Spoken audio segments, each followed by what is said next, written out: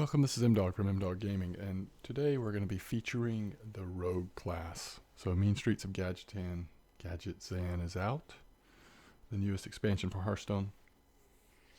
We're actually a week into the expansion now, and we did a series of videos featuring the Dragon Priest deck, and we're going to take a little bit of a wider view of the Rogue decks, and really just feature 3 decks in particular. Obviously, there's a lot more than that that are still being experimented with the current meta, but we're going to look at 3 in particular. We're going to start with the most fun and the most random. You could argue the most exciting. And then we're going to go to one that's sort of in the middle. Still has some random and fun. Still is a very fun deck to play, but it also is a little more consistent. And then finally, we'll go with what's, at least currently, probably the most competitive. Seems to be the highest win rate, at least of these 3 rogues. Now, there are other archetypes, like I said, that are maybe even more consistent or doing well as well. Like, we're not looking at all of like Malygos Rogue or... Anyway, there's several different archetypes. So we're going to look at 3, and I'm highlighting this card first because the first one we're going to look at is what I call Grand Theft Rogue, and it is featured really sort of the whole Burgle card is what comes to mind because it's all about stealing class cards from your opponent. And one card, legendary, we have not unlocked, and I just haven't had the strong enough desire to work towards crafting him, is Shaku. So I just want to point out that this is an ideal card that if I had it, I would put it in my sort of fun Burgle deck. But so let's look at the 3 decks. Like I told you, the first one we're going to look at is Grand Theft. Then we're going to look at the Jade Rogue, but it still has a lot of stealing and sort of random elements to it. Not as many as the first one, but some. And then finally, we'll finish up with a Pirate Rogue.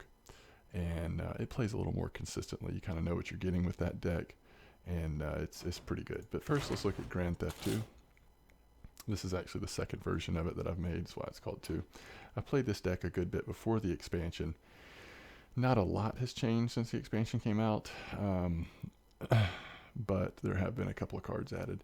So all these decks you'll see will have some of the same cards. Backstab, I think Swashbuckler might be in all of them. This one has Ooze, Tectin. If you go down, you'll see Eviscerate in all these decks. Different amounts of sap, 1, 2. One of the decks might not have any saps. All of them might at least have 1. I'm not sure. I have to look. Huckster is in a lot of these decks. Burgle. This is a card that's only in this deck. So there's kind of 2 things going on with this deck, sort of the quote-unquote win conditions. One, you're going to be stealing cards from your opponent's class. And once you have several of these in your hand, you're going to want to play what's called the Ethereal Peddler. It's a battle cry effect, so this is key. And it took me a while to sort of catch on to this. It's not active while this card is on the board. Once this card goes out on the board, any cards you have in your hand that this applies to, those get impacted. It's basically any non-rogue class cards you're holding, their cost is reduced by 2. So if you've stolen a bunch of class cards from your opponent, you're going to get a 2 mana discount on them for having this. And this minion obviously is a 5/6, pretty good body on the minion anyway. So that's kind of one win condition. Another win condition for this deck is because of the all of the small cost cards you have in this, especially looking at Backstab and Prep, Swashbucklers, even some of the things that you steal, or even the discounts you might get because of the Peddler, you can sometimes create a pretty good size Van Cleef. So this deck, because it doesn't have as many coins in it as some of the other decks will feature, it's not as consistent with Van Cleef. But I feel like it's worth having it in there because in some scenarios it is a way that this deck can get an advantage.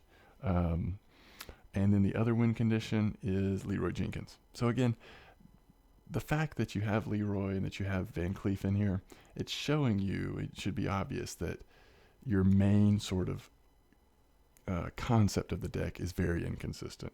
So you've got to have these other 2 cards to try to pick you up off the mat when you just have bad RNG or things just don't work out well.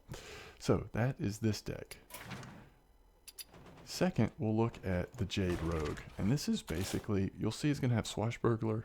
It's going to have Undercity Huckster. So you're still going to be pulling some of those random cards from your opponent. But this deck also has a lot of the Jade synergies going on. The Jade Shuriken, which is really good. If you pair this with spell damage, you're doing more than just 2 damage. You're also summoning a Golem. So the Golems are not going to grow as exponentially. The potential is not as high as it is in a Jade Druid deck. But this deck also is a little more aggressive than the Jade Druid deck. The other thing that's worth noticing, it does have a Raptor. So you'll see as you move through these, a lot of these cards are going to have death rattles, right? So you've got Blood Mage, you've got 2 Undercity Hucksters, you've got a Raptor is going to copy a death rattle, although that doesn't count as a death rattle. You've got one of the least consistent Barnes. You do sometimes get the death rattle with him, but there's a lot of things you can draw that you don't want to get Barnes on in this deck. So I think it's worth having him maybe for a 4-drop because you don't have many 4-drops, but it's debatable. But of course you run Aya Blackpaw, really strong new Jade card who also has a death rattle. Sylvanas has a death rattle. All that is leading up to a win condition of this deck can be N'Zoth.